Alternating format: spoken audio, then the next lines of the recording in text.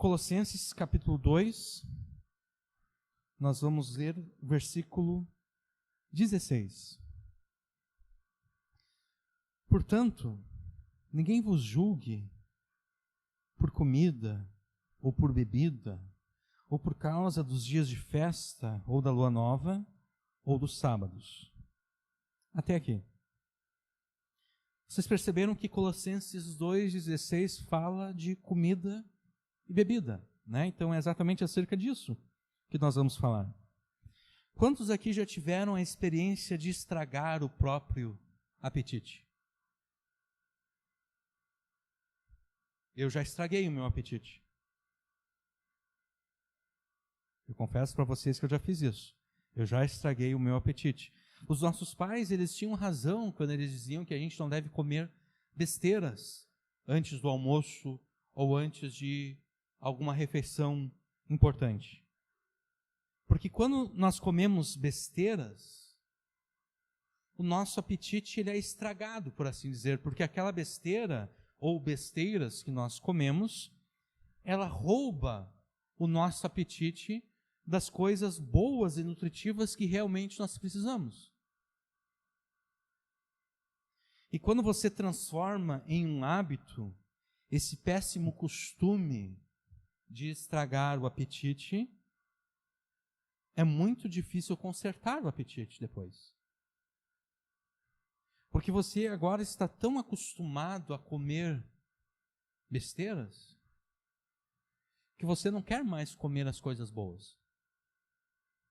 O teu corpo não quer mais comer as coisas boas. O teu corpo gosta das besteiras com as quais você o acostumou. Ainda que o teu corpo não esteja sendo bem nutrido, o teu corpo está sofrendo. O teu corpo está ficando adoecido, está ficando doente, está ficando fraco. Mas ainda assim, ele não quer que você coma as coisas boas. Ele quer que você coma as besteiras. Então, apenas com muita força de vontade, apenas com muito autocontrole, é que você será capaz de desacostumar daquela dieta cheia de besteiras e adotar uma dieta limpa, uma dieta nutritiva. Isso é verdade com relação à alimentação do teu corpo e é também verdade com relação à alimentação da tua alma.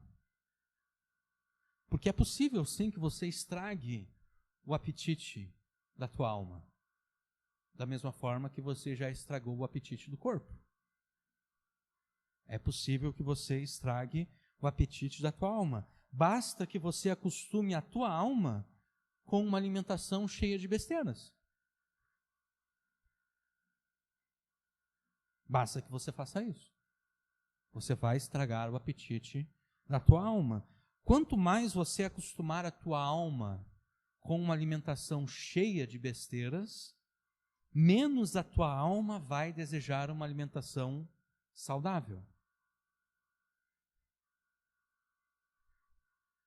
Quanto mais você acostumar a tua alma com uma alimentação cheia de besteiras, menos a tua alma vai desejar uma alimentação saudável.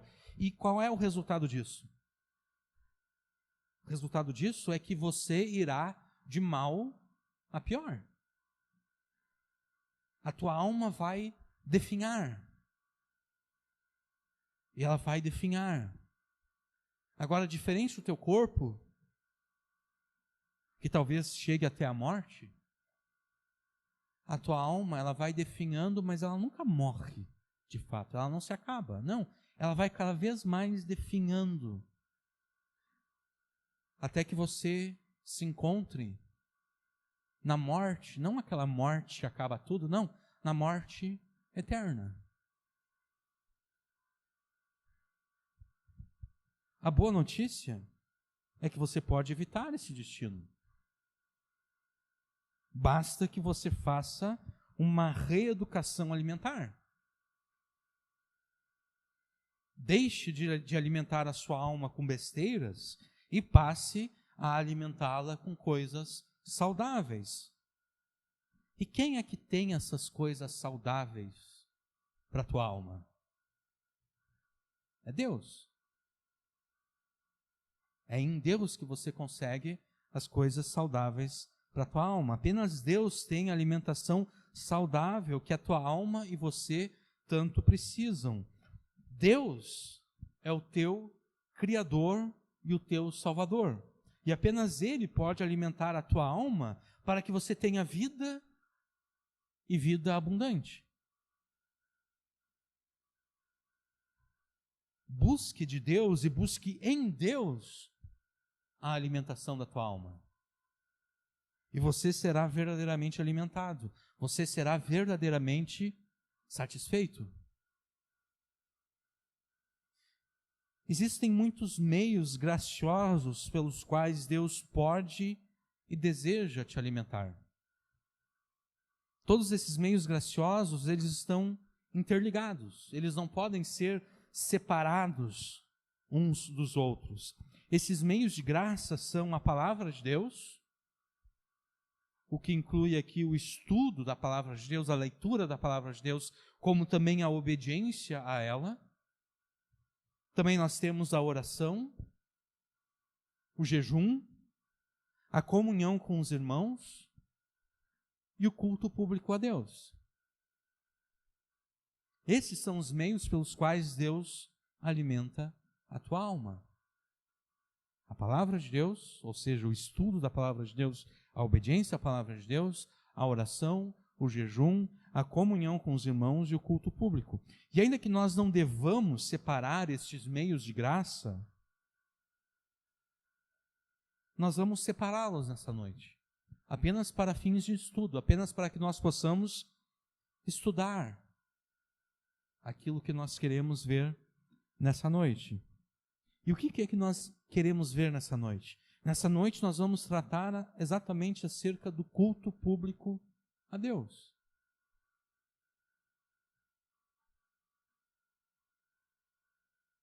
É fácil perceber como o culto a Deus está sendo desprezado nos dias de hoje. Porque ainda que as igrejas estejam sendo muito bem frequentadas, ainda assim, o culto a Deus está se degenerando, está sendo desprezado, porque quem vai à igreja, e aqui eu estou obviamente generalizando, quem vai à igreja está indo à igreja em busca de algum movimento, em busca de alguma atividade. Ah não, vou ir naquela igreja porque lá tem essas e essas e essas atividades. Quem vai na igreja vai em busca de sentir alguma coisa. Eu tenho que sentir algo. Eu tenho que experimentar algo. Eu tenho que ter uma experiência. Quem vai à igreja vai em busca de entretenimento. A pessoa quer ser entretida.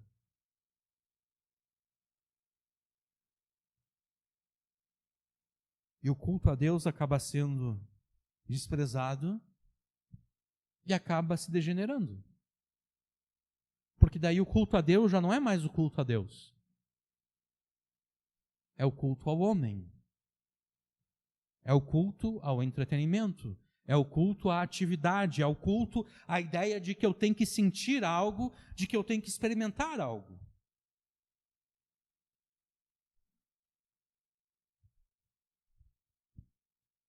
Na maioria dos casos, os crentes se comportam como se eles estivessem fazendo um grande favor a Deus ao comparecer ao culto. Os crentes, de uma forma geral, pensam que Deus deveria se sentir extremamente lisonjeado, que eu tirei um tempo para comparecer à sua casa, para comparecer na presença dele.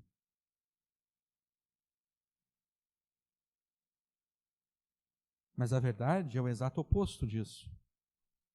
Não é nós que fazemos um favor a Deus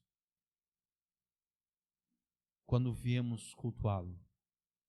É Deus que está nos fazendo o favor ao nos aceitar entre aqueles que o cultuam e o adoram.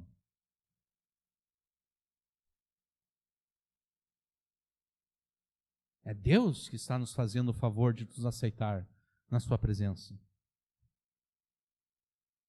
Somos nós que devemos nos sentir lisonjeados por sermos aceitos na casa de Deus e por sermos recebidos e abraçados pela sua presença.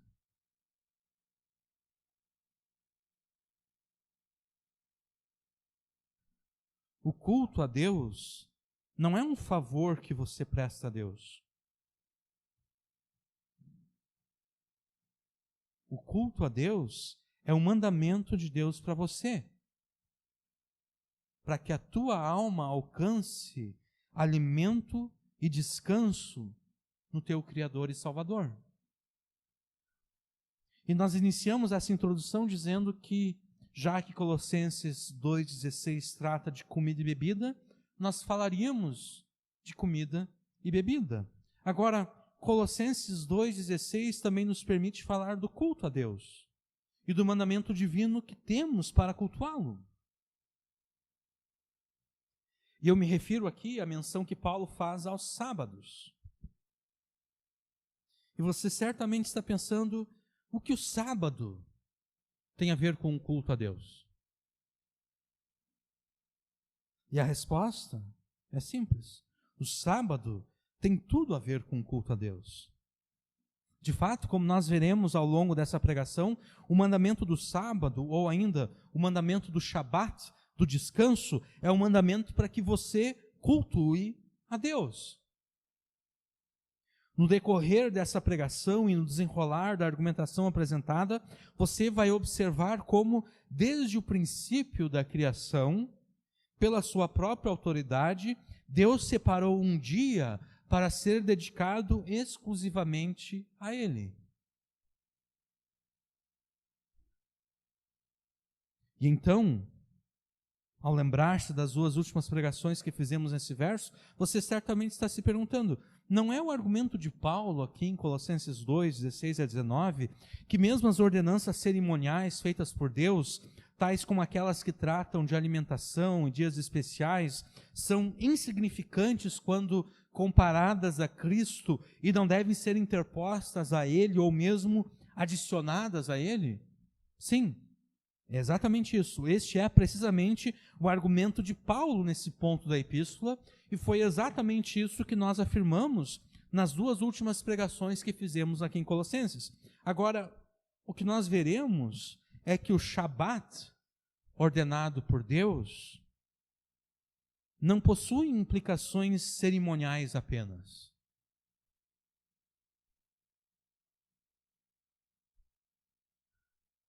O Shabat, ordenado por Deus, possui também implicações morais e espirituais. As implicações cerimoniais do sábado foram revogadas. Mas as implicações morais e espirituais do sábado permanecem.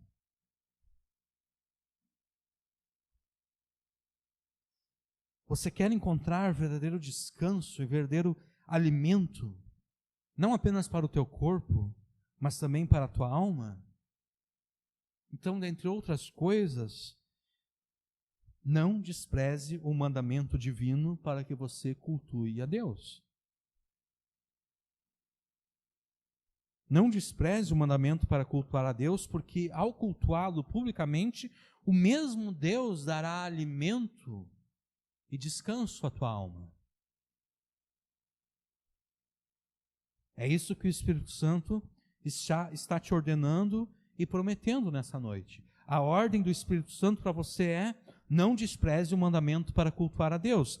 E a sua promessa para você, condicionada à obediência ao mandamento, é: o mesmo Deus dará alimento e descanso à tua alma. Então, enquanto a palavra de Deus é pregada, ouça o mandamento e a promessa do Espírito Santo. Não despreze o mandamento para cultuar a Deus, pois ao cultuá-lo publicamente, o mesmo Deus dará alimento à tua alma. Agora, antes de prosseguirmos, é necessário dizer que a pregação que será feita nesta noite é um tanto quanto diferente das pregações que eu costumo fazer. Normalmente o que eu faço é o seguinte: eu exponho aquilo que está no texto bíblico. Né? O certo aqui seria ler os versículos 16, 17, 18 e 19, que formam um parágrafo, nessa parte aqui da epístola, e expor aquilo que Paulo está pregando. Isso é chamado de, aquilo que Paulo escreveu, isso é chamado de pregação expositiva. Eu pego o texto e eu vou indo, palavra a palavra, verso a verso, até cobrir todo o texto. Isso é a pregação expositiva. Esse é o tipo de pregação que normalmente eu faço. Nessa noite eu vou fazer aquele tipo de pregação que normalmente o meu pai faz, que é aquela pregação tópica, onde a gente percorre um tópico ao longo da Escritura, onde a gente vai para uma passagem, depois vai para outra, e assim por diante. Tá? Então, antes de prosseguirmos, é necessário explicar que Paulo não está tratando aqui de forma específica acerca do culto a Deus. Tá? Paulo não está tratando aqui do descanso sabático como o mandamento para que você não despreze a Deus e não despreze o culto a Deus. É necessário fazer essa afirmação para impedir que vocês tenham uma visão errada acerca de como nós interpretamos o texto bíblico. Porque existem escolas de interpretação bíblica que afirmam que a palavra de Deus possui níveis mais profundos de sentido e significado, que vão além da intenção do autor e do significado básico das palavras. Essas escolas de interpretação, elas estão erradas. Tá? A palavra de Deus tem apenas um nível de significado. É o significado das palavras usadas. Colossenses 2,16 significa as palavras que Paulo escreveu em Colossenses 2,16. Não existe um nível mais profundo disso. Então eu não estou aqui desencavando alguma coisa mais profunda nesse versículo. Não é isso que eu estou fazendo. Eu estou usando aqui a menção que Paulo faz ao sábado para ensinar um outro assunto do qual Paulo não está tratando aqui. Tá bom? Mas agora, se Paulo não está tratando disso aqui, por que nós vamos tratar disso nessa noite? Por que nós vamos falar do mandamento do descanso sabático como sendo um mandamento para o culto a Deus? Nós vamos falar disso porque há 3 semanas atrás, enquanto eu estava preparando a primeira pregação em Colossenses 2, dos versículos 16 ao 19, nessa primeira pregação o foco esteve exatamente nos versículos 16 e 17. Enquanto eu estava preparando essa pregação, eu me atentei para o perigo de usar uma argumentação incoerente, uma argumentação contraditória. Na verdade, todas as vezes que eu estou preparando o sermão ou escrevendo qualquer outro texto, eu sempre tomo cuidado para jamais argumentar de forma incoerente. Jamais argumentar de forma contraditória. E por que eu tomo esse cuidado? Porque qualquer incoerência é uma inverdade. Toda contradição é uma mentira. Se em algum momento eu afirmo que 2 e 2 são 4, e logo depois, ao decorrer da argumentação, eu acabo contraditando essa afirmação de que 2 e 2 são 4, obviamente eu estou mentindo. É exatamente por isso que quando a polícia está interrogando algum suspeito, o que a polícia faz? Ela sempre volta aos mesmos questionamentos. Né? A polícia pergunta para o suspeito, onde é que tu estava nesse horário? O cara responde, aí depois eles perguntam outra coisa, e daqui a pouco a polícia volta de novo, onde é que tu estava nesse horário? Por que a polícia faz isso? Porque ela está atrás de uma contradição. Ela está buscando uma contradição no depoimento. Quando o suspeito se contradiz, o que os policiais fazem? Opa, tu mentiu aí. Ou tu mentiu agora, ou tu mentiu antes. Porque antes tu deu essa resposta aqui. Agora tu mudou a versão. Agora tu deu uma outra resposta. Qual é a verdade? Então, toda contradição é uma mentira. Toda incoerência é uma mentira.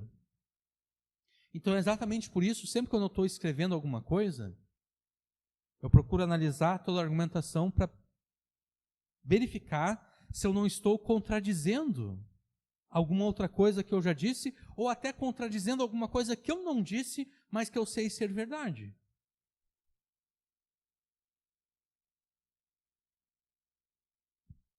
E quando nós chegamos a entender que incoerências e contradições nada mais são do que mentiras, nós corremos o risco de ofendermos a Deus, chamando Deus de mentiroso. Como é que nós fazemos isso? Nós chamamos Deus de mentiroso quando nós dizemos, por exemplo, que a palavra de Deus contém incoerências, que a palavra de Deus às vezes se contradiz em algumas coisas.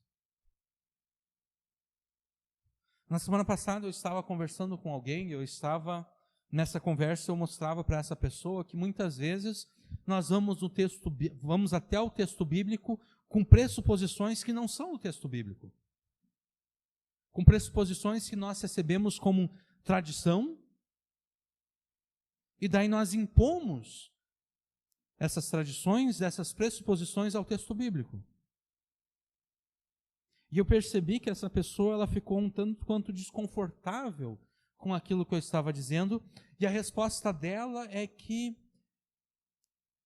é difícil nós julgarmos algumas coisas da palavra de Deus, exatamente porque na palavra de Deus existem coisas contraditórias. Ela não disse exatamente isso, mas o sentido do que ela estava dizendo era exatamente esse. De que às vezes a palavra de Deus se contradiz em algumas coisas. Então, é difícil a gente saber a verdade, de fato. Eu resolvi não continuar o assunto, porque eu pensei, eu não vou ofender essa pessoa aqui, dizendo, olha, tu não pode afirmar uma coisa dessa, porque ao dizer que há contradições na Bíblia, você está dizendo que Deus é mentiroso. Eu pensei, não, vou deixar assim. Eu tenho toda a certeza que essa pessoa não teve a intenção, mas ela de fato ofendeu a Deus. Ela disse que Deus é mentiroso. Porque ela afirmou que há contradições na palavra de Deus. E se onde há contradição, há mentira. Se Deus na sua palavra se contradisse, então Deus em algum momento mentiu. No entanto, Deus diz de si mesmo que Ele não é homem para que minta, porque Ele mesmo é o Deus da verdade. Logo, quando nós nos aproximamos da palavra de Deus, nós devemos lê-la e estudá-la, tendo a certeza de que nela não há contradições, de que nela não há mentiras. E qualquer suposta contradição que nós encontramos, não passa disso mesmo, é uma suposta contradição. Essa suposta contradição é o resultado da nossa falha em entender e interpretar o texto bíblico nas suas mais variadas partes. Então, enquanto eu preparava, há 3 semanas atrás, o primeiro sermão aqui em Colossenses 2, do 16 ao 19, eu percebi que, a depender do argumento que eu fosse usar, eu poderia criar uma falsa contradição bíblica na mente daqueles que estavam me ouvindo. E do que eu estou falando? Eu estou falando exatamente da relação da lei de Deus, que foi entregue na aliança do Sinai, a relação entre a lei de Deus e nós, que somos crentes da nova aliança. Eu já repeti isso aqui em várias pregações, mas eu vou repetir de novo, porque isso é muito importante. O Novo Testamento revogou apenas os mandamentos cerimoniais da lei de Deus. Já os mandamentos civis, os mandamentos morais, não foram revogados, o que significa que eles possuem validade, não apenas para nós, mas para todas as pessoas, inclusive os incrédulos. É por isso que todos são pecadores. Né? As pessoas só são pecadoras exatamente porque a lei de Deus possui validade para elas. Do contrário, se a lei de Deus não possuísse validade para elas, elas não poderiam ser chamadas de mentirosas, por exemplo, ou de adúlteras. Elas são adúlteras, mentirosas, ladrões, exatamente porque a lei de Deus tem validade para elas. Agora, essa não é a interpretação majoritária entre as igrejas. A interpretação majoritária entre as igrejas evangélicas é que de todos os mandamentos da lei de Deus do Antigo Testamento, apenas aqueles que o Novo Testamento repete é que continua tendo validade. De uma forma geral, a interpretação majoritária da igreja é que apenas o Novo Testamento é que deve ser obedecido por nós, e não o Antigo. As partes do Antigo devem ser obedecidas apenas se elas forem repetidas pelo Novo. O problema é que, segundo a interpretação majoritária, Deus não considera, então, mais pecado a relação sexual com animais, porque o Novo Testamento não condena essa prática. O Novo Testamento não repete esse mandamento. Tá? Agora, nós sabemos que é impossível que Deus não considere mais isso pecado. Então, obviamente, só nos resta adotar a posição minoritária. Qual é a posição minoritária? É que todos os mandamentos do Antigo Testamento continuam tendo validade, com exceção daqueles que o Novo Testamento revogou. Então, todo o Antigo Testamento é obrigatório para nós, com a exceção daqueles mandamentos que o Novo Testamento revogou. O Novo Testamento, por exemplo, revogou os sacrifícios. Então, os mandamentos que ordenam sacrifícios não devem ser obedecidos por nós. Até porque a argumentação de Paulo aqui em Colossenses 2,16 é que se nós nos apegarmos a essas coisas que foram revogadas, nós estamos negando a Cristo. O Novo Testamento revogou apenas os mandamentos cerimoniais. E é aqui que nós entramos de fato no cerne da questão sobre a qual queremos tratar nessa pregação. Porque, segundo a afirmação de Paulo em Colossenses 2, 16 e 17, os sábados eram sombras produzidas pela realidade que haveria de vir, e a realidade que haveria de vir é Cristo. Ou seja, tendo Cristo nascido neste mundo como um bebê humano, tendo ele vivido como um homem justo, tendo ele pregado como mestre, pastor e profeta, tendo ele oferecido a sua vida como sacrifício e sacerdote, e tendo ele ressuscitado dentre os mortos como juiz dos vivos e mortos, e tendo ele subido aos céus como Rei dos Reis e Senhor dos Senhores, tendo nas suas mãos toda a autoridade sobre os céus e terra, tendo Jesus cumprido tudo isso, todos os mandamentos cerimoniais e simbólicos na sua essência, os quais apontavam para a pessoa de Jesus e para a obra de Jesus, todos esses mandamentos perderam a razão de ser. Eles foram revogados. E dentre esses vários mandamentos cerimoniais, nós encontramos os vários mandamentos que se relacionam com o sábado, ou mais precisamente, com o Shabat. Agora, os mandamentos concernentes ao sábado, eles não são apenas de ordem cerimonial, eles também são de ordem moral. Então nós temos um problema, porque há mandamentos com relação ao sábado que foram revogados, e há mandamentos com relação ao sábado que permanecem vigentes.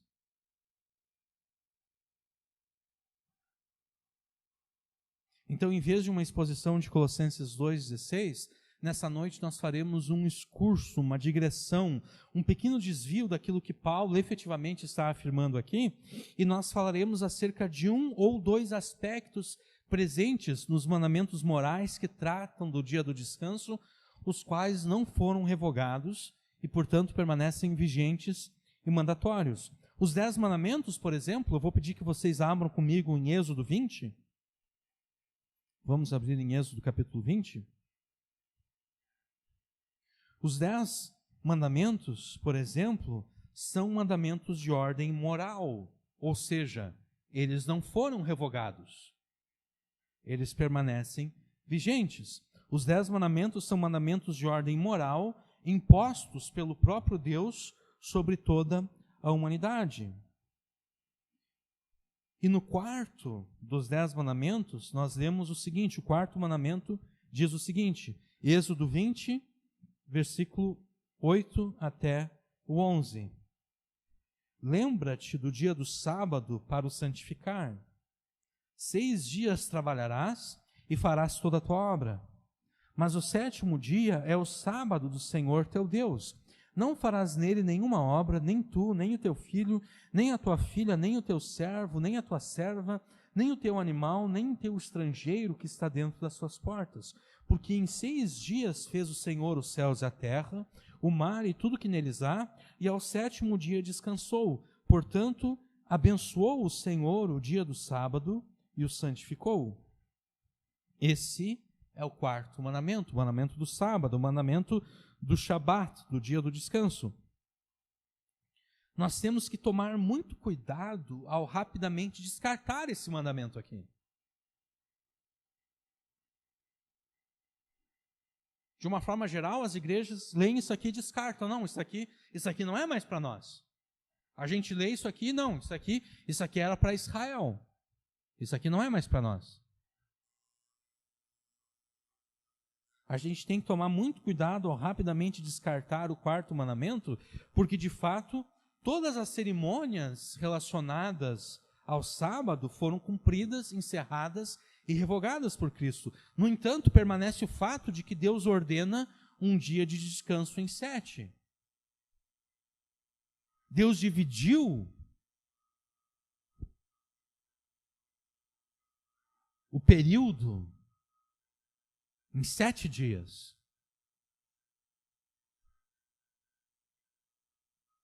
E em 7 dias, Deus separou um dia, que é o dia para o descanso.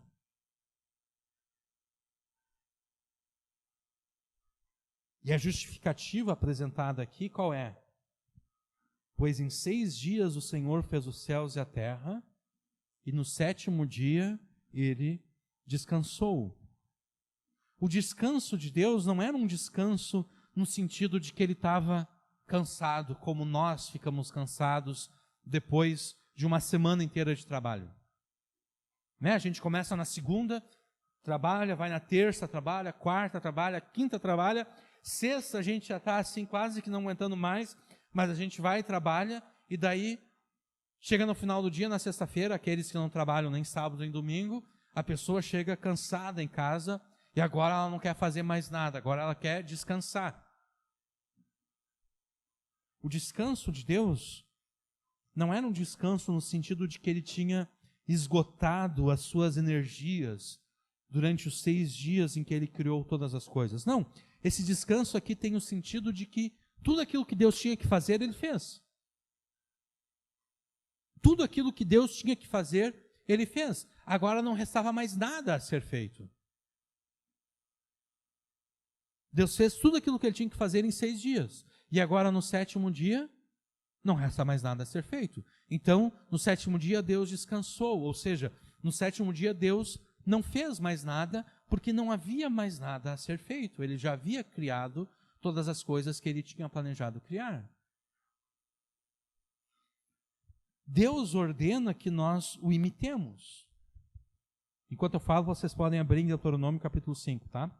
Deus ordena que nós o imitemos em todas as coisas, inclusive neste aspecto.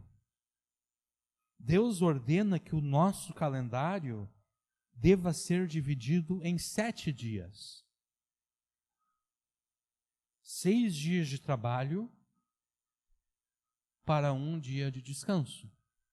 Essa é a ordem de Deus, que nós o imitemos. Deus trabalhou 6 dias, descansou no 7º. Deus ordena que nós o imitemos, que nós trabalhemos 6 dias e descansemos 1 dia em 7. Agora, o descanso não é qualquer tipo de descanso. É um descanso dedicado ao Senhor. Porque o mandamento fala que o sábado é o sábado do Senhor. Sábado, em hebraico, é descanso, tá? O descanso é o descanso do Senhor. Ou seja, é o descanso como Deus planejou o descanso, como Deus ordena o descanso. Eu não posso descansar da forma como eu bem entendo. Eu tenho que descansar da forma como Deus ordena, da forma como Deus determinou. Ou seja, é um descanso dedicado a Deus. Isso fica mais claro quando lemos a repetição dos mandamentos em Deuteronômio 5. Deuteronômio 5, versículos 12 até o versículo 15. Guarda o dia de sábado, o dia do descanso, para o santificar, como te ordenou o Senhor teu Deus. 6 dias trabalharás e farás todo o teu trabalho. Mas o 7º dia é o sábado do Senhor teu Deus. Não farás nele nenhum trabalho, nem tu, nem teu filho, nem tua filha, nem teu servo, nem a tua serva, nem o teu boi, nem teu jumento, nem animal algum teu, nem o estrangeiro que está dentro de tuas portas, para que o teu servo e a tua serva descansem como tu. Por quê? Porque te lembrarás que foste servo na terra do Egito e que o Senhor teu Deus te tirou dali com mão forte e braço estendido. Por isso o Senhor teu Deus te ordenou que guardasses o dia do sábado. Se em Êxodo 20, a justificação para o mandamento do dia do descanso é a obra de criação efetuada por Deus, Deuteronômio 5, acrescenta uma segunda justificativa, a obra de redenção de Deus. O sábado deve ser um dia do descanso no qual eu me dedico a me lembrar da redenção que Deus efetuou a meu favor.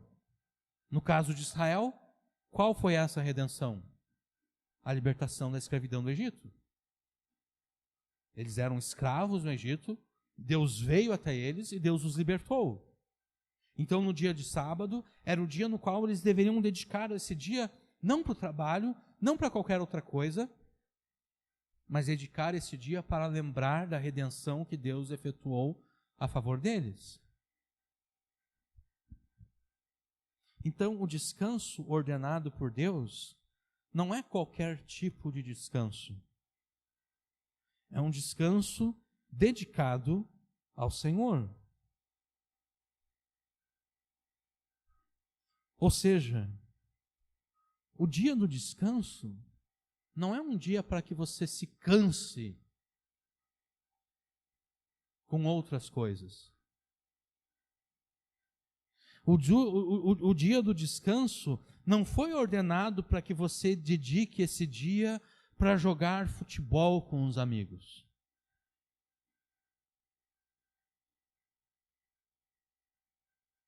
Não. O dia do descanso é que para que você descanse do trabalho semanal, para que você cultue a Deus. Para que você traga à memória não apenas a obra da criação de Deus, mas a obra de redenção de Deus. Tudo aquilo que Deus fez a teu favor. Como um teólogo e comentarista bíblico afirmou, o mandamento do dia do descanso não é um mandamento escravizante. Porque normalmente é assim que a gente pensa, né? Poxa vida, Deus não me deixa fazer o que eu quero fazer no dia do descanso. A gente pensa no mandamento do dia do descanso como sendo um mandamento que escraviza. Não, o mandamento do dia do descanso é um mandamento libertador. Ele te liberta do trabalho.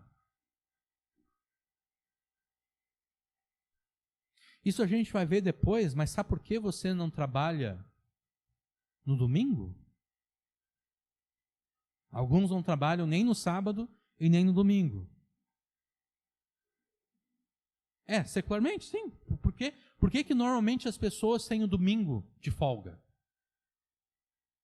Alguns, além do domingo, têm o sábado. Outros não. Normalmente o comércio também funciona no dia de sábado, pelo menos o sábado de manhã. Mas por que a maioria das pessoas tem folga no domingo? Por causa desse mandamento aqui. Porque no mundo pagão, nas nações gentílicas que não conheciam a Deus, as pessoas trabalhavam, não tinham um dia de folga, não tinham um dia de descanso. Não, a pessoa trabalhava de domingo a domingo, de segunda a segunda.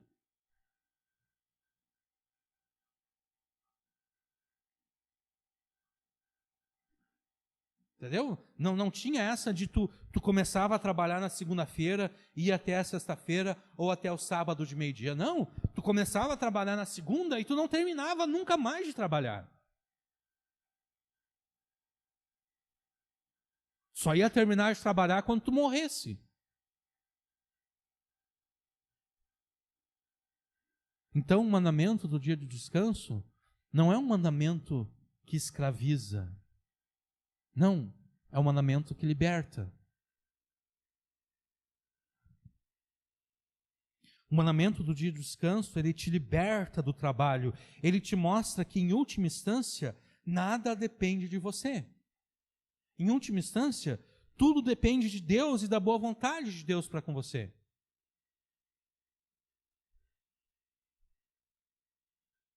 Nós não vamos ver isso nessa noite, mas a lei de Deus, ela expande essa questão do descanso, e ela diz que o lavrador, quando ele fosse lavrar a terra, ele deveria apenas plantar por 6 anos.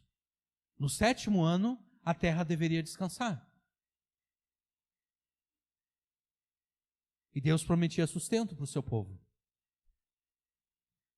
Deus diria, olha, eu vou fazer com que no 6º ano a terra produza bem mais, muito mais do que o normal, para que você tenha o suficiente para viver no 7º ano, sem plantar nada, e no 8º ano. Na verdade, aquilo que tu colheria no 6º ano serviria para alimento no 7º ano, né? Então, o 6º ano produziria em dobro para que você tivesse o que comer no 7º ano e no 8º ano. Porque no 8º ano você começaria a plantar novamente, só que, obviamente, demoraria até vir o fruto da terra. Né? Então, você teria para comer no 7º e no 8º ano. Ou seja, o mandamento do descanso é um mandamento da libertação. É um mandamento que nos leva a olhar para frente, onde Deus vai nos libertar de tudo aquilo que nos pesa e de tudo aquilo que nos esmaga. E onde nós percebemos que nada depende de nós. E tudo depende de Deus. Porque se Deus não nos ajudar, a gente pode se matar trabalhando e a gente não vai conseguir se sustentar.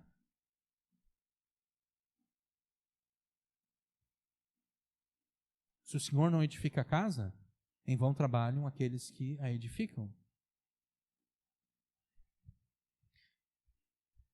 A gente pode abrir em Mateus 5, tá? Daqui a pouco a gente vai ver um texto em Mateus 5. É interessante nesse ponto nós nos lembrarmos, nós pensarmos em todas as controvérsias que ocorreram entre os judeus e Jesus com relação ao dia do descanso. Porque numa leitura rápida e apressada dessas controvérsias, e por isso mesmo uma leitura errada, porque sempre quando a gente lê de forma rápida e apressada, a gente está lendo de forma errada, nos parece que Jesus não tinha muito respeito pelo mandamento do descanso. Né? Quando a gente lê de forma rápida e apressada os evangelhos, nos parece que Jesus não dava muita importância para o mandamento do sábado. Nós chegamos a essa conclusão errada exatamente porque a todo o momento os escribas e fariseus acusavam Jesus de quebrantar o mandamento do sábado. E infelizmente nós acreditamos que os escribas e fariseus estavam corretos na acusação que eles faziam contra Jesus. Eles acusavam, está quebrantando o sábado. E a gente acredita na acusação deles. Realmente Jesus está quebrando o sábado. O problema é que os fariseus, ou melhor, o problema não. A questão é que os fariseus eles não estavam corretos nas suas acusações contra Jesus. Quando eles acusavam Jesus de quebrantar o sábado, eles estavam errados. Porque o problema dos escribas e fariseus, ao contrário daquilo que nós poderíamos pensar, não é que eles fossem muito apegados à lei de Deus. Esse não era o problema deles. O problema deles não era que eles eram muito apegados à lei de Deus. O problema dos escribas e fariseus, segundo o próprio Jesus, é que eles tinham abandonado a lei de Deus e no lugar da lei de Deus eles colocaram a tradição dos antigos.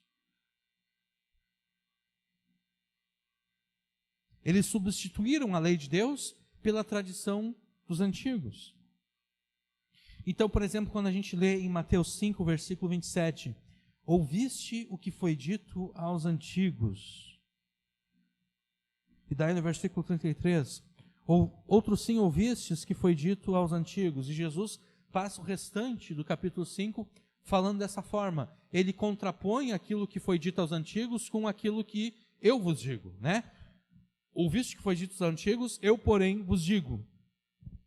Quando a gente lê Mateus 5, nos parece que Jesus está se colocando contra a lei de Deus. Mas não é isso que Jesus está fazendo aqui. Jesus não está se colocando contra a lei de Deus. Jesus está se contrapondo à tradição dos antigos. A tradição dos antigos, ela pretendia ser uma explicação da lei de Deus, uma aplicação mais abrangente da lei de Deus. O problema é que a aplicação acabou negando a própria lei de Deus. Então, em vez de eles darem atenção à lei de Deus, eles davam atenção à explicação da lei de Deus. Eles substituíram a lei de Deus pela explicação da lei de Deus. Eles substituíram a lei de Deus pela tradição dos antigos. Por exemplo, isso aqui não estava no sermão, mas só para dar um exemplo aqui no versículo 27. Ouvistes o que foi dito aos antigos, não cometerás adultério. O que a tradição dos antigos fez com o mandamento que proíbe o adultério? Eles esqueceram do 10º mandamento. O que é o 10º mandamento? O 10º mandamento diz, não cobiçarás. O 10º mandamento, a implicação do 10º mandamento é que todos os demais mandamentos, eles não precisam ser, eles não significam apenas Deus proibindo a ação em si. A implicação do 10º mandamento é que Deus proíbe o simples pensar, o simples fantasiar com algo.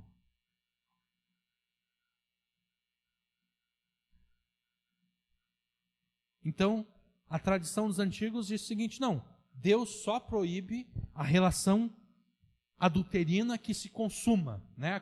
Como a gente chama a conjunção carnal, quando o corpo do homem se junta ao corpo da mulher. É isso que Deus proíbe. Mas Deus não proíbe a fantasia. Eu posso, na minha mente, eu posso fantasiar, eu posso ver uma mulher, eu posso criar uma fantasia com ela. Eu posso imaginá-la nua. Né? Eu posso imaginar o meu corpo tocando no corpo dela.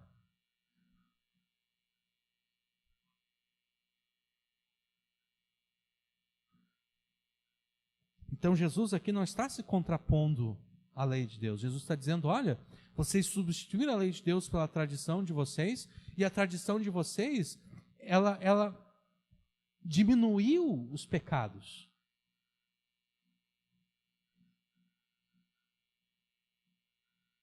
E daí Jesus continua em outro lugar dizendo, olho por olho, dente por dente. Né? Ouviste que foi dito aos antigos, olho por olho, dente por dente. Eu, porém, vos digo, né, que qualquer... Pode falar.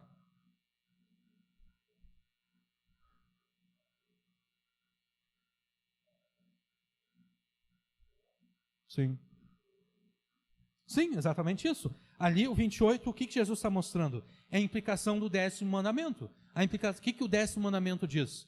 Não cobiçarás, né? Não cobiçarás os bens do teu próximo, não cobiçarás a mulher do teu próximo, e assim por diante. Então, quer dizer, Jesus está mostrando que o décimo mandamento, o mandamento que proíbe a cobiça, se aplica a todos os mandamentos anteriores.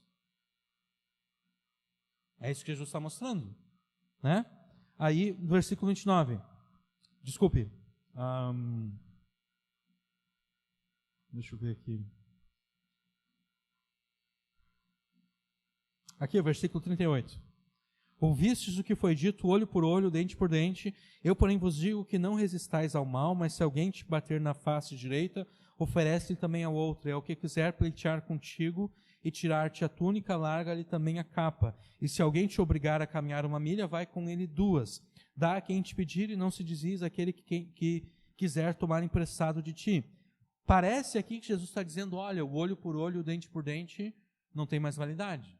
Mas não é isso que Jesus está falando. Quando Deus dá essa lei, em primeiro lugar, a gente tem que entender um contexto em que essa lei é dada, olho por olho, dente por dente. O costume era o seguinte, eu vou usar o André como exemplo, tá? O André vem, por alguma razão, o André quer brigar comigo, e o André, ele fura o meu olho. Né? O André me ataca e ele fura o meu olho. O que eu faria? Eu mataria o André. Porque ele furou o meu olho. Essa lei aqui, ela vem para controlar a maldade e a vingança. Deus diz, não. O teu olho foi furado, então a punição correta é que o infrator tenha também o seu olho furado. Né? Então, o André furou o meu olho direito, a punição do André qual é? O olho direito dele será furado também. O André me deu um soco e arrancou o meu dente. Eu não devo ir matar o André, não. A punição é que o dente do André também seja arrancado. Olho por olho, dente por dente. Em segundo lugar, não era eu que ia lá fazer justiça com as minhas próprias mãos. Entendeu? Não era assim, ó, o André veio aqui, furou o meu olho e daí eu vou lá e furo o olho dele. Não. Isso deveria ser analisado pelos juízes da nação de Israel. Porque, de repente, o André furou o meu olho, porque eu primeiro ataquei ele e tentei matá-lo. E o André, ao se defender a si mesmo, né, ele começou a lutar comigo e ele furou o meu olho. Então, na verdade, o André não é culpado por ter furado o meu olho. Não, foi uma questão de autopreservação, de autodefesa. Né? Então, quer dizer, essa lei aqui, ela não era para eu me vingar a mim mesmo, não. Eu ia me apresentar diante dos juízes e eu ia dizer, olha, o André furou o meu olho. Daí os juízes iam chamar testemunhas e as testemunhas iam dizer assim, o André furou o olho do João, mas essa não é toda a história. Quem começou tudo foi o João que foi lá atacar o André e tentou matar o André só se defendeu. Então, nesse caso, a lei não seria aplicada, porque a ação do André foi apenas de autodefesa. Só que o que a tradição dos antigos fez? A tradição dos antigos legalizou a vingança. O André furou o meu olho, eu mesmo vou lá e furo o olho do André. Eu não apresento o caso aos juízes para que eles julguem entre o André e eu. Não, eu mesmo vou lá e faço isso. Aí Jesus restabelece aqui o espírito da lei. Jesus diz o seguinte, olha, se alguém te fazer mal, não tenta te vingar a ti mesmo. Essa vingança pertence aos juízes, são os juízes que vão... Isso aqui Jesus não está dizendo aqui, mas está pressuposto pelo sistema judiciário da nação de Israel. São os juízes que vão cuidar disso. Entendeu? Pelo contrário, tu deve tratar o André de forma correta. Não é tu que vai te vingar a ti mesmo. A vingança pertence, né? Não dê lugar à ira. A ira dê lugar à ira de Deus. Como a ira de Deus se manifesta? Bom, a ira de Deus... Sabe como Deus quer que a sua ira se manifeste? Deus não fica feliz quando Ele mesmo, pessoalmente, tem que derramar a sua ira sobre alguém. Sabe como Deus quer que a sua ira se manifeste? É através de juízes justos que julgam de forma justa. É assim que Deus quer que a sua ira se manifeste.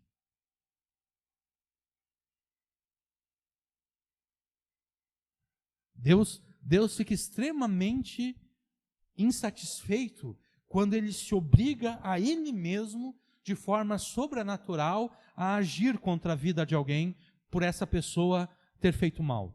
Deus quer que os juízes estabelecidos manifestem a ira dele. É isso que Paulo fala lá em Romanos 13. Né? Por que Deus estabeleceu autoridades? Para que as autoridades façam a justiça. Para que as autoridades protejam os bons dos maus. É só para isso que Deus estabeleceu autoridades. É só para isso que Deus estabeleceu no Brasil a presidência da República, governadores, juízes e tudo mais. É para que essas autoridades manifestem a ira de Deus contra os malfeitores.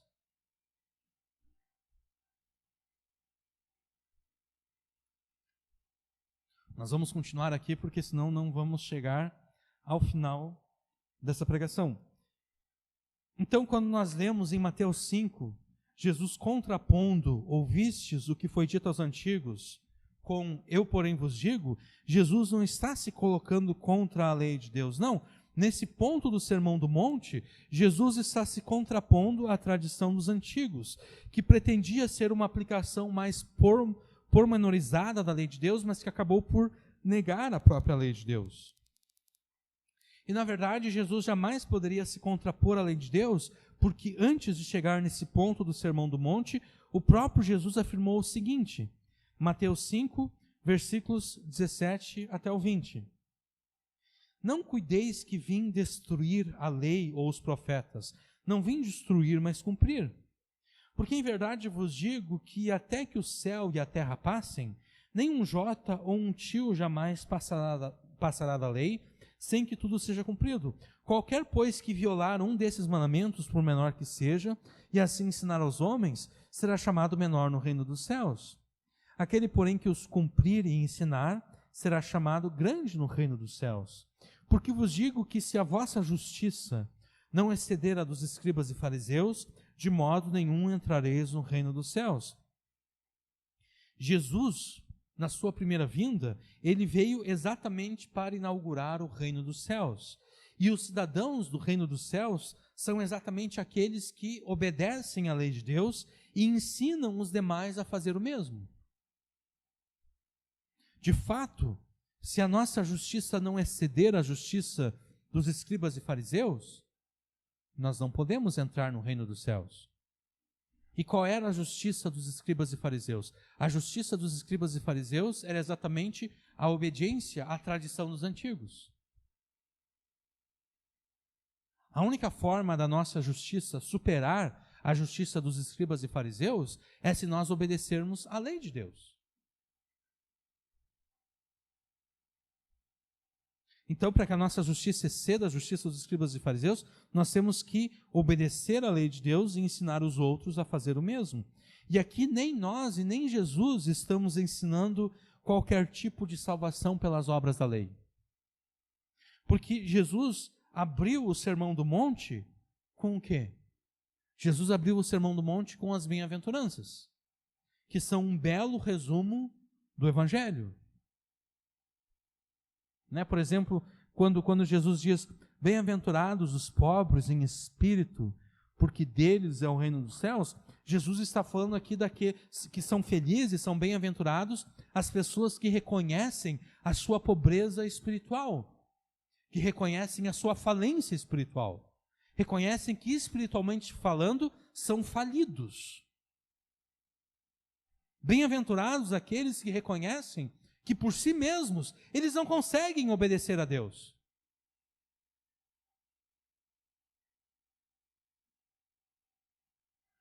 Então, nem Jesus e nem nós aqui estamos ensinando um tipo de salvação pelas obras, porque Jesus abriu esse sermão aqui exatamente pregando o Evangelho, com as bem-aventuranças.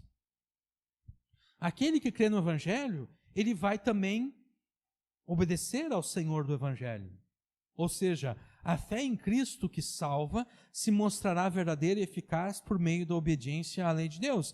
Então, nós não estamos tratando aqui da obediência à lei como a causa da salvação. Nós estamos tratando da obediência à lei como consequência da salvação. Aquele que me ama, guarda os meus mandamentos, obedece os meus mandamentos. Ou seja, eu não posso dizer para Jesus, Jesus, eu amo o Senhor, mas desobedeço os mandamentos da lei de Deus.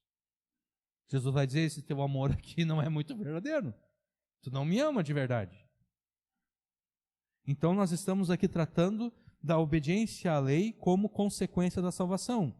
Então logo, se Jesus apresenta a obediência à lei de Deus como consequência da fé no Evangelho, da salvação, ele não entraria em contradição momentos depois, se contrapondo à lei de Deus.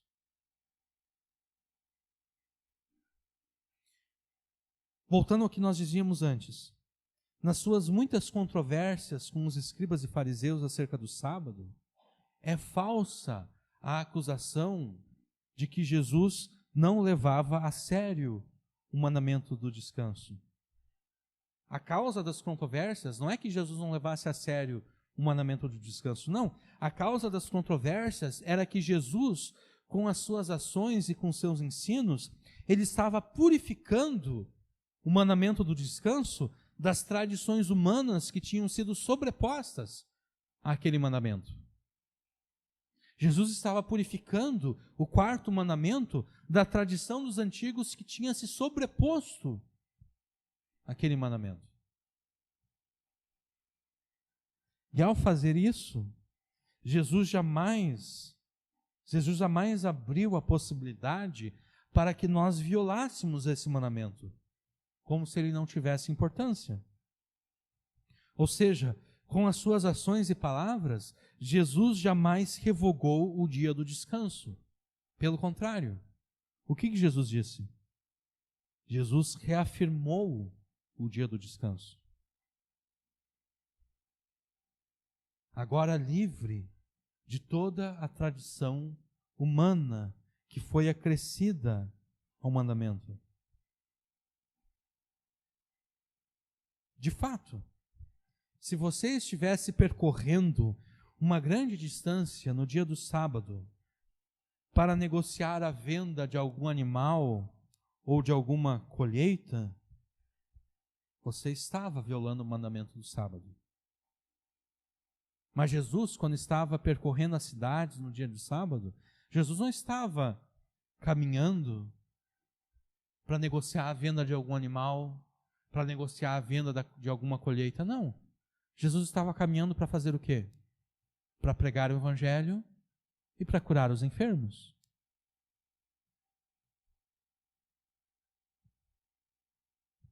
Então Jesus não estava quebrando o sábado. Se você estivesse fazendo a sua colheita no dia de sábado, você certamente estaria quebrantando o mandamento. Mas se você estivesse com fome e estendesse a mão para uma árvore, colhesse dela um fruto e comesse, como foi o caso dos discípulos, você não estaria quebrantando o mandamento do sábado.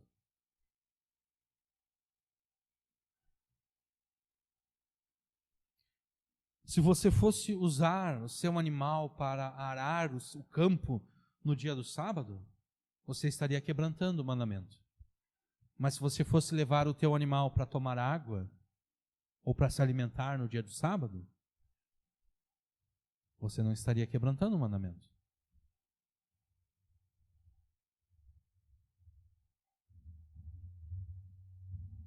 Algo interessante a se perceber é que nas controvérsias de Jesus com os judeus, em vez de revogar o mandamento, Jesus disse: eu sou o Senhor do sábado. Vocês já perceberam isso? O Filho do Homem até do sábado é o Senhor. O Filho do Homem é o Senhor até do descanso.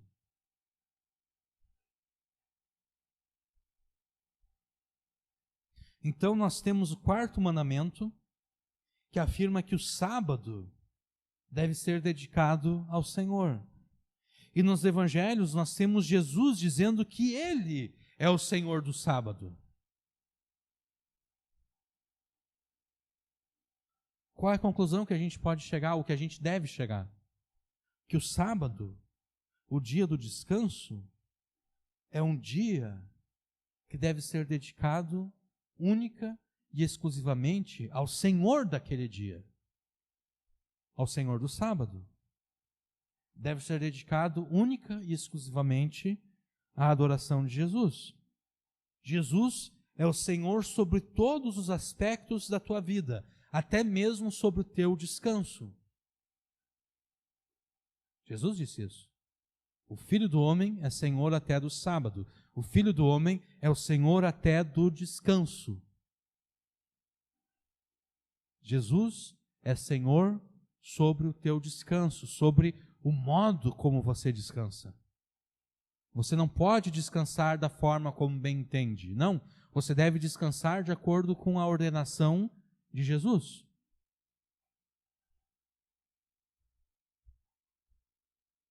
E o descanso ordenado por Jesus, o quarto mandamento, envolve a celebração da sua obra na criação, como nós temos em Êxodo 20, e envolve também a celebração da sua obra de redenção, como nós temos em Deuteronômio 5.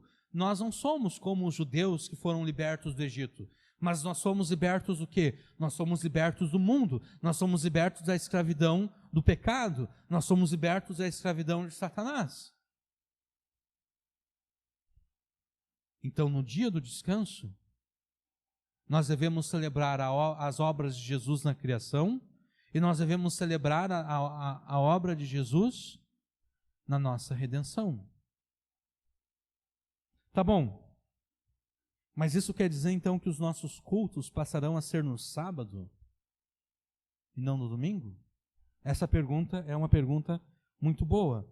E essa dúvida decorre de um problema. E qual é o problema? O problema é que a palavra portuguesa sábado não é uma tradução. A palavra portuguesa sábado é uma transliteração. O que é uma transliteração? Uma transliteração é quando, em vez de traduzirmos a palavra, nós reproduzimos o som da palavra no idioma original, usando o nosso alfabeto, usando a fonética do nosso idioma. Um exemplo rápido aqui para a gente entender, tá? Nós temos a palavra em inglês help, né? Help. H-E-L-P. Tá? Se nós fôssemos traduzir essa palavra, nós teríamos o quê? Ajuda, né? Help é ajuda em inglês. Agora, se em vez de traduzir, nós fôssemos transliterar essa palavra, o que nós faríamos? Nós escreveríamos essa palavra usando a fonética do nosso idioma. Ou seja, como é que nós escreveríamos essa palavra, a palavra help, caso nós fôssemos transliterá-la em português? Nós começaríamos com um R, o E com acento agudo, o L, o P e talvez até um I no final. Help. Essa é a transliteração. Tá? A transliteração, então, em vez de traduzir a palavra, ela reproduz o som da palavra no idioma original, usando o alfabeto e a fonética do idioma de destino. A nossa palavra sábado não é uma tradução do grego. A nossa palavra sábado é a transliteração do grego sabaton. E o grego sabaton não é uma tradução do hebraico. O grego sabaton é a transliteração do hebraico shabat. O problema é que nós pegamos a transliteração da palavra grega e hebraica para descanso, que é sábado, e nós nomeamos o sétimo dia de acordo com essa transliteração. De fato, quando o quarto mandamento ordena que o sábado seja dedicado ao Senhor, ele não está se referindo ao nosso sábado, ele está se referindo ao descanso. Porque Shabat, em hebraico, é descanso. Coincidentemente, o dia do descanso ordenado por Deus, tanto no relato da criação quanto no quarto mandamento, é o sétimo dia, ou seja, é o sábado. No entanto, a gente não deve esquecer que esse termo Shabat, como dia do descanso, ele foi usado na lei de Deus para se referir a outros feriados que não caíam no dia 7º. Se a gente ler com atenção, principalmente a Êxodo, Levítico e Números e Deuteronômio, a gente vai perceber que a palavra de Deus chama de Shabat, de descanso, de sábado, dias que não são o 7º dia da semana. Além disso, nós não devemos nos esquecer do seguinte fato: Jesus não é apenas o Deus criador, Jesus é também o Deus recriador. Jesus está agora mesmo trabalhando na nova criação. E quando é que a nova criação de Jesus foi inaugurada? A nova criação foi inaugurada no primeiro dia da semana, no domingo da ressurreição. Porque foi por meio da sua ressurreição e no momento da ressurreição de Jesus que nele nós fomos também ressuscitados e recebemos vida eterna. Por exemplo, em Colossenses, a gente já viu esse versículo, Paulo fala nele ressuscitados. Ou seja, nós estamos unidos a Jesus em todos os aspectos da sua obra da redenção. Nós estamos crucificados com Cristo, nós estamos enterrados com Cristo, nós estamos ressuscitados com Cristo e com Cristo nós estamos assentados nas regiões celestes. Então, foi no momento da ressurreição de Jesus que nós fomos ressuscitados com Jesus e recebemos vida eterna. Foi também num domingo que o dia de Pentecostes se cumpriu. Foi num domingo que o Espírito Santo foi concedido de forma irrestrita sobre o povo da nova aliança, em cumprimento à profecia de Joel e tantas outras profecias. Ou seja, esses dois eventos fundantes da nova aliança, a ressurreição de Jesus e a concessão irrestrita do Espírito Santo, esses dois eventos, eles não ocorreram no 7º dia. Eles ocorreram no primeiro dia. Na antiga criação, o dia do descanso, o sábado do Senhor, era o 7º dia. Mas na nova criação, o dia do descanso, aquele dia que deve ser dedicado única e exclusivamente ao culto a Deus, é o primeiro dia da semana. Em comemoração ao aniversário da inauguração da nova criação. Na antiga criação, primeiro nós trabalhávamos e então cultuávamos a Deus. Na nova criação, primeiro nós cultuamos a Deus e então nós trabalhamos. E qual é o precedente neotestamentário para nós chegarmos a essa conclusão? A gente pode abrir em Atos, capítulo 20, tá? Qual é o precedente neotestamentário que nós temos para chegar a essa conclusão? O precedente é o relato de Lucas em Atos e algumas passagens de Paulo nas suas epístolas, que demonstram que o culto da igreja primitiva era oferecido a Deus no primeiro dia da semana e não no 7º. Atos, capítulo 20, versículos 6 e 7. E depois do dia dos pães ázimos, navegamos de Filipos, e em 5 dias fomos ter com eles a Troade, onde estivemos 7 dias. E no primeiro dia da semana, ou seja, no domingo, ajuntando-se os discípulos para partir o pão, Paulo, que havia de partir no dia seguinte, falava com eles e prolongou a sua pregação até a meia-noite. A gente também pode abrir em 1 Coríntios 16.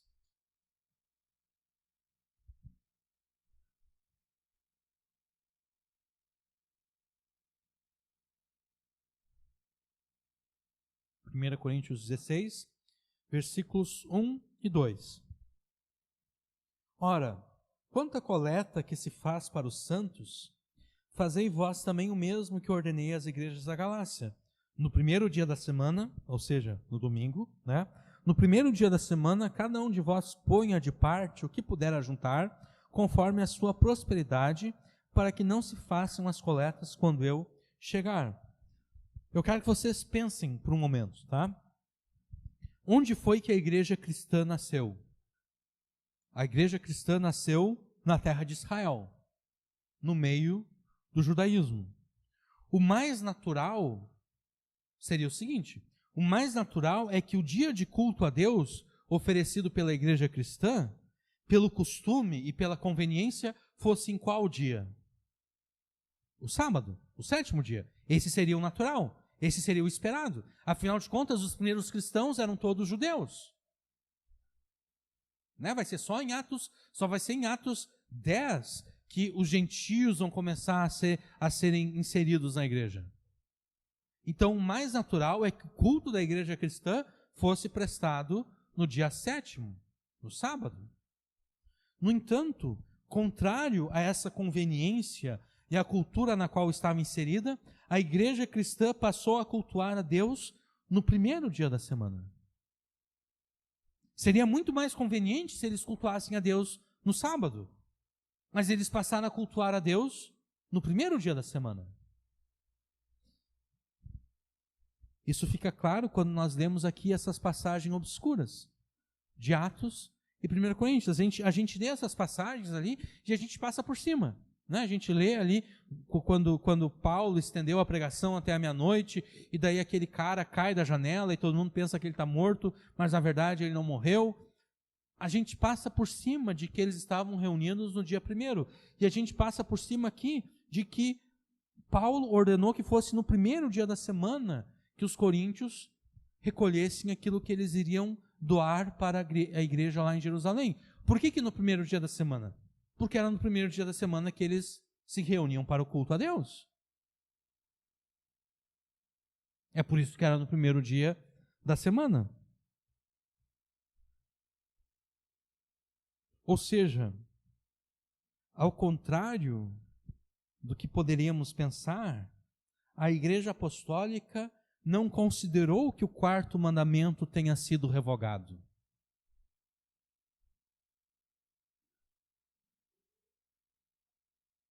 Mudou o dia, mudou o foco do dia. Porque, como eu disse antes, o Shabat não é o sábado, o sétimo dia necessariamente, porque haviam outros Shabats, outros sábados, que não eram o sétimo dia. Então, ao contrário do que a gente poderia pensar, a Igreja Apostólica não considerou que o quarto mandamento tenha sido revogado. Pelo contrário, a suposição é que o quarto mandamento continua tendo validade. Porque, afinal de contas, o quarto mandamento é um mandamento criacional, né? Um mandamento que está na raiz da criação. E ele é de ordem moral e espiritual, porque ele trata do dia que é dedicado exclusivamente ao culto a Deus. Agora, pelo fato de que pelo novo nascimento nós não estamos mais em Adão, mas estamos agora em Cristo, conforme nós vimos de forma extensa em pregações passadas, ainda que nós vivamos na antiga criação, nós não fazemos mais parte da antiga criação. Porque se alguém está em Cristo, é o quê? É nova criatura, é nova criação. As coisas velhas já passaram, eis que tudo se fez novo. Ainda que nós vivamos na antiga criação, nós não fazemos mais parte da antiga criação. Nós fazemos parte da nova criação. E como a nova criação foi inaugurada no primeiro dia da semana, no domingo da ressurreição, o descanso dedicado ao Senhor passou do sétimo dia para o primeiro dia. É por isso que, apesar da conveniência da igreja cristã, tendo ela nascido no meio do judaísmo, Apesar da conveniência de cultuar a Deus no sábado, a igreja cristã passou a cultuar a Deus no domingo. Jesus é o Senhor sobre todos os aspectos da tua vida, porque não existe nada na tua vida que esteja fora do alcance de Jesus, não existe nada na tua vida que esteja fora do senhorio de Jesus, porque quer você esteja comendo, quer você esteja bebendo, quer você esteja descansando, todas essas coisas devem ser feitas para a glória de Deus. Jesus é o Senhor do sábado, Jesus é o Senhor do Shabat, Jesus é o Senhor do teu descanso. Isso quer dizer que o teu descanso deve ser dedicado a Jesus e a nada mais. Isso quer dizer que se você fizer qualquer tipo de atividade no domingo que te deixe cansado demais para cultuar a Jesus com os teus irmãos, você está pecando. E o teu pecado é idolatria.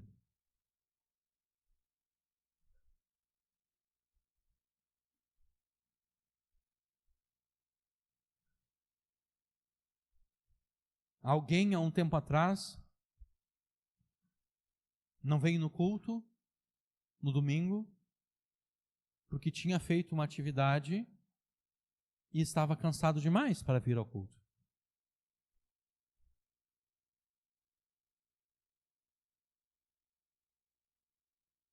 Quer essa pessoa tenha consciência ou não, ela pecou contra Deus, contra Jesus. Porque ela pegou o dia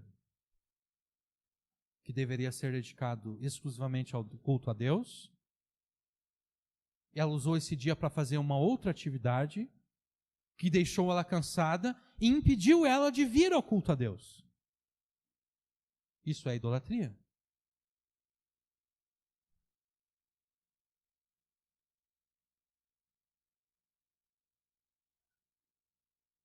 Por que é idolatria? Porque no dia que o próprio Deus reservou para o seu culto, eu vou colocar você agora, tá? Não se sinta ofendido.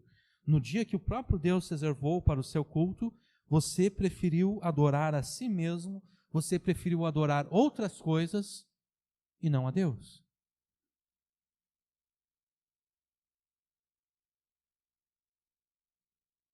Como dissemos antes, o teu descanso não é para que você se canse jogando futebol com os amigos, a ponto de depois não ter forças nem vontade de vir ao culto a Deus. E perceba, eu não estou dizendo que você não possa jogar futebol com os amigos. Não é isso que eu estou dizendo. O que eu estou dizendo é que você não pode se cansar ou fazer qualquer outra atividade que depois, no final da tarde, você diga, agora, hoje não vai dar para ir no culto, porque agora eu estou cansado, ou porque agora não sei o quê. Entendeu? Isso é idolatria. Porque Deus não ordenou o descanso para que você faça outras coisas que te impeçam de cultuar a Ele.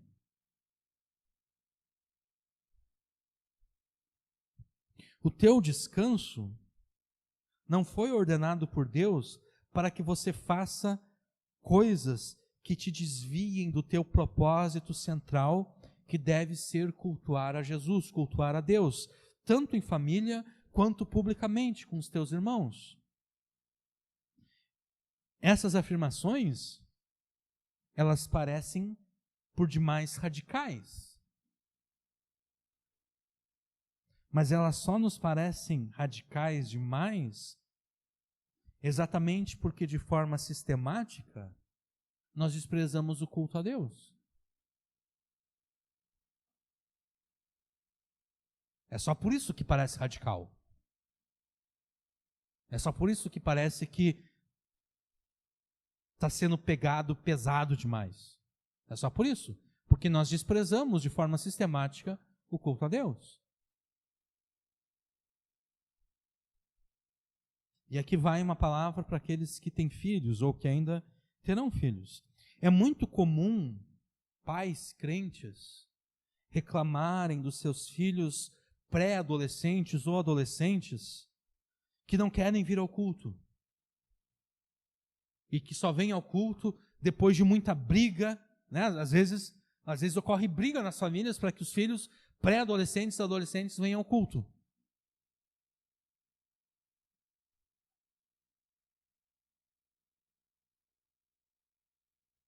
Como você pode esperar que os teus filhos adolescentes, que provavelmente nem mesmo nasceram de novo, como você pode esperar que eles amem a Deus e amem o culto a Deus, se você não ensinou eles a amarem a Deus e nem o culto a Deus? Porque no domingo, no aniversário semanal da inauguração da nova aliança, o dia que Deus reservou para ele, para que você o adore e o culture, você prefere fazer qualquer coisa naquele dia, menos cultuar a Deus em família. Você prefere passear, você prefere jogar futebol, você prefere passar o dia inteiro na frente da televisão, ou do computador, ou do celular. Você prefere fazer qualquer outra coisa, menos o mais importante, menos o essencial, que é reunir a família para juntos cultuar a Deus através de cânticos, orações e estudo da palavra. Não é à toa, não é nenhuma coincidência que muitos filhos adolescentes de pais crentes não amam a Deus e não amam o culto a Deus. Porque esses pais não ensinaram seus filhos a amarem a Deus e amarem o culto a Deus.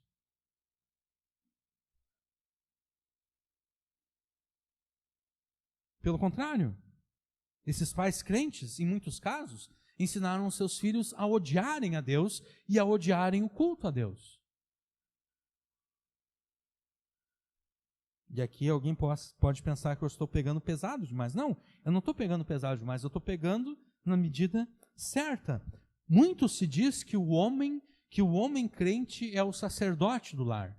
E isso é verdade. O homem crente é o sacerdote do lar. Pois bem, você tem que assumir essa posição de sacerdócio.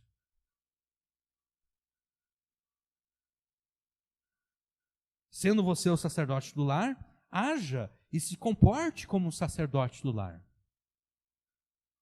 Essa é a função do sacerdote. Liderar os demais no culto a Deus. Porque se você não fizer isso, a coisa vai dar errado. Não vai dar certo. Lidere a tua família no culto a Deus, porque, na verdade, o culto público a Deus é o ponto culminante do teu culto familiar a Deus.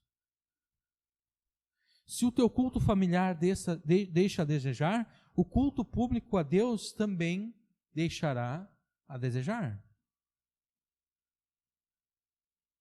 Jesus, o Filho do Homem, é o Senhor do sábado, é o Senhor do descanso, é o Senhor do teu descanso. Isso quer dizer que o teu descanso deve ser dedicado a Jesus e a nada mais.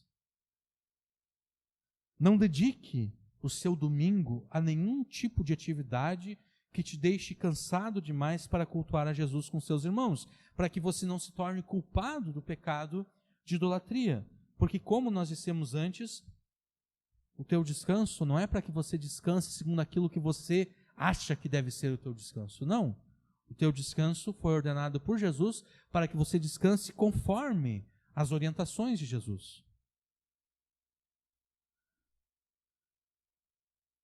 O teu descanso não é para que você faça qualquer coisa que te desvie do culto a Deus, tanto em família quanto publicamente com os demais irmãos. E já que o teu domingo vai ser dedicado ao culto a Deus, não há razão para você chegar atrasado no culto público. E aqui eu estou falando especificamente do dia do domingo, né? Porque no dia de semana as pessoas estão trabalhando, né? Então, obviamente, a gente sai tarde do trabalho até a gente chegar em casa, comer, tomar banho, se arrumar e tudo, pode acontecer da gente chegar atrasado. Agora, no domingo é o dia dedicado ao culto a Deus. E de uma forma geral as pessoas não trabalham no domingo, né? Tem exceções, a Ágata, por exemplo, quando cai na escala dela, ela tem que trabalhar no domingo, né? Tem outras pessoas que são assim também, se eu não me engano, o Alain e o Pablo também, né? Quando cai na escala no domingo, eles têm que trabalhar no domingo. Mas de uma forma geral, a maioria das pessoas não trabalha por escala. De uma forma geral, a maioria das pessoas tem o sábado e o domingo livre. Alguns têm apenas o domingo livre, mas de qualquer forma, tem o domingo livre.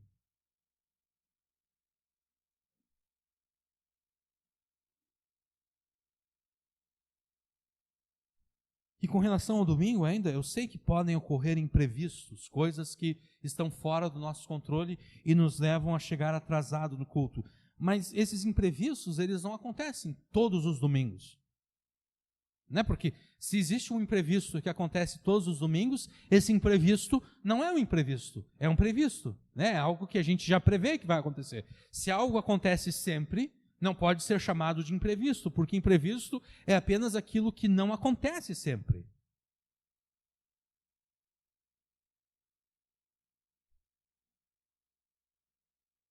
Então, é quase certo que você não trabalha no dia do domingo. Então você não precisa, não tem desculpa para chegar atrasado no culto de domingo. E a propósito, você sabe por que você não precisa trabalhar no dia do domingo? Ou porque a maioria das pessoas não precisa trabalhar no dia de domingo? Você sabe por quê? Por causa da fé cristã, como nós dissemos antes.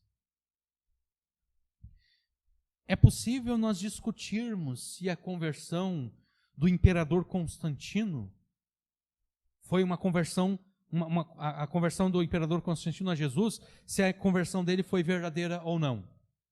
É possível discutir isso. Provavelmente a conversão dele não foi verdadeira, não foi uma conversão genuína. Provavelmente. Mas o fato é que, ao se converter genuinamente ou não à fé cristã, Constantino determinou que o primeiro dia da semana, o domingo, seria um feriado. Por quê? Porque ao se converter à fé cristã, ele percebeu que os cristãos cultuam a Deus no domingo. Eles têm que se levantar de madrugada para cultuar a Deus e depois eles têm que trabalhar. O que Constantino fez? Ele disse, a partir de hoje, ninguém trabalha mais no domingo. A partir de hoje, o domingo é feriado. A partir de hoje, o domingo vai ser dedicado exclusivamente ao culto a Deus, em obediência ao mandamento do descanso. É só por causa disso que você não trabalha no domingo. Porque, como nós dissemos antes, até então, apenas os judeus tinham o dia do descanso. Os pagãos, os povos gentios, não. Eles não tinham um dia de descanso. A pessoa começava no emprego e ela ia trabalhar direto, né? Também não tinha férias naquela época, né? Hoje em dia, nós temos férias e tudo mais. Mas naquela época não tinha nada disso, não. A pessoa começava a trabalhar, ela só ia parar de trabalhar se ela fosse demitida, ou então quando ela morresse. Não havia o final de semana como nós temos hoje.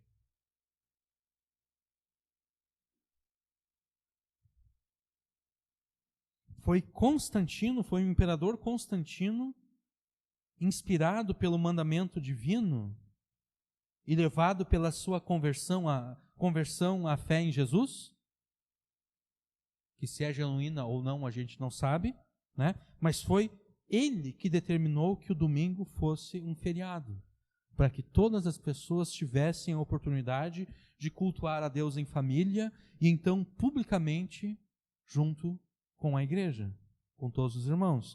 Então, há mais de 1.500 anos atrás, Deus já resolveu o teu problema de chegar atrasado no culto ao domingo. Entendeu? Há mais de 1.500 anos atrás, Deus já estava vendo, esse pessoal aqui vai dizer que não pode chegar a tempo no culto porque estava trabalhando. Eu vou levar Constantino a declarar esse feriado, né? E esse pessoal lá no século XXI não vai mais ter desculpa. Há mais de 1.500 anos atrás, Deus já resolveu o teu problema.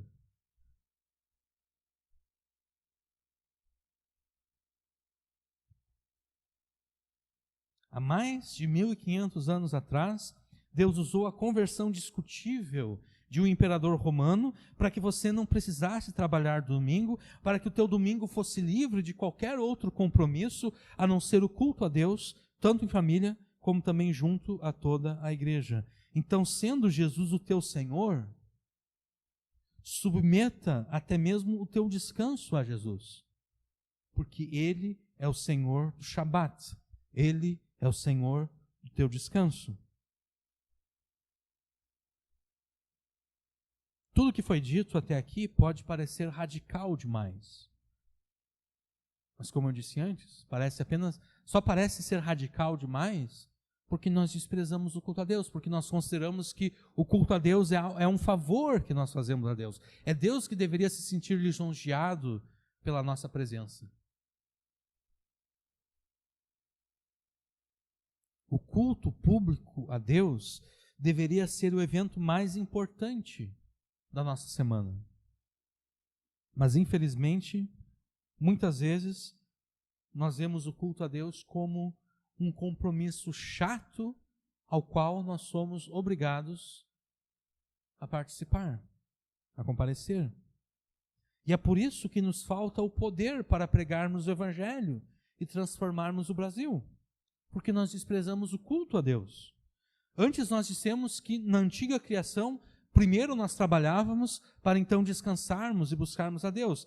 Na nova criação, primeiro nós descansamos, primeiro nós cultuamos a Deus, primeiro nós buscamos a Deus publicamente para então trabalharmos e por meio do nosso trabalho levarmos o Evangelho a este mundo. Mas como nós desprezamos o culto a Deus, a nossa semana já começa falida.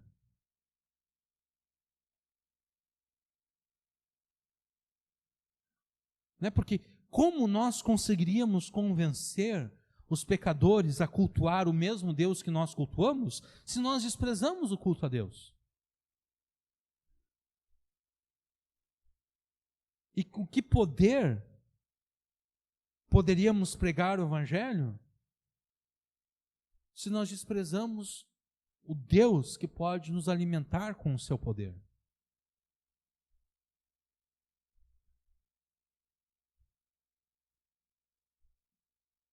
Não despreze o descanso do Senhor e não despreze o Senhor do descanso. Porque Ele é o Senhor do teu descanso também.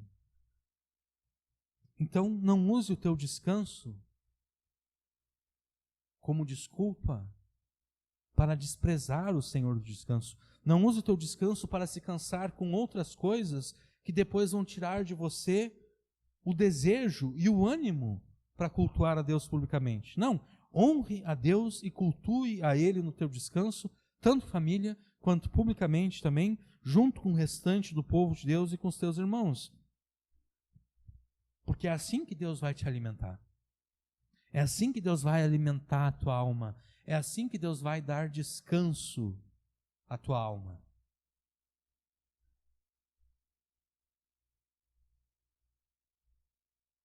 E sendo que nessa igreja, além do culto a Deus no primeiro dia da semana, nós também temos o culto a Deus no meio da semana, não despreze mais essa oportunidade que você tem de adorar a Deus.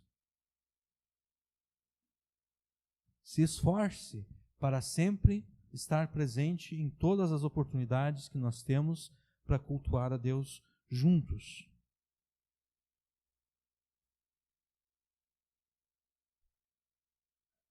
Esse pequeno afastamento dos temas tratados por Paulo em Colossenses 2, 16 a 19, ele é importante e necessário para não errarmos, concluindo que em Colossenses 2, 16 e em outros lugares, Paulo está revogando os aspectos morais e espirituais do dia do descanso. Os aspectos cerimoniais foram revogados, né? Todas as cerimônias que a antiga aliança tinha colocado no dia de sábado, tudo isso foi revogado. Mas o dia do descanso permanece. O mandamento para o descanso, que nada mais é do que o mandamento para o culto a Deus, permanece.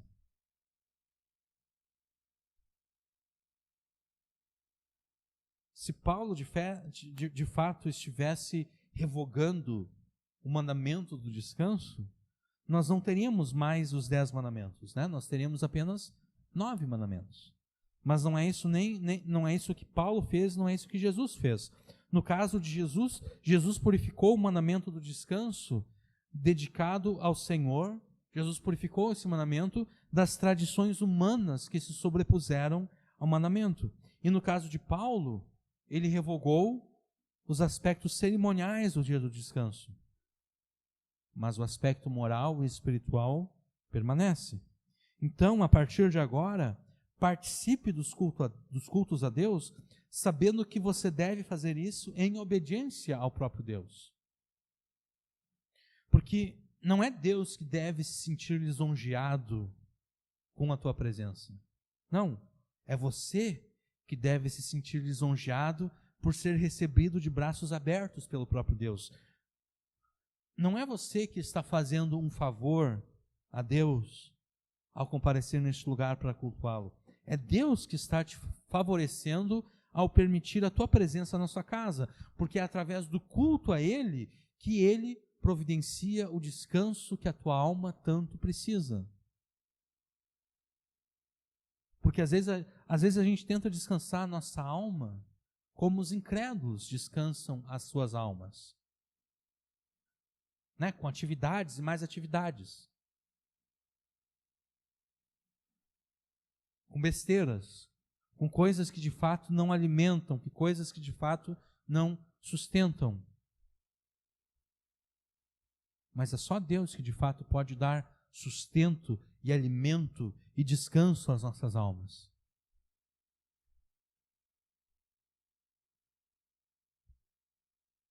Não permita que nada, nem ninguém te desvie do culto a Deus.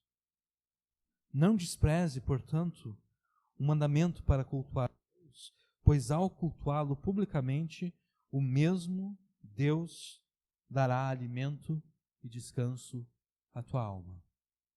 Amém.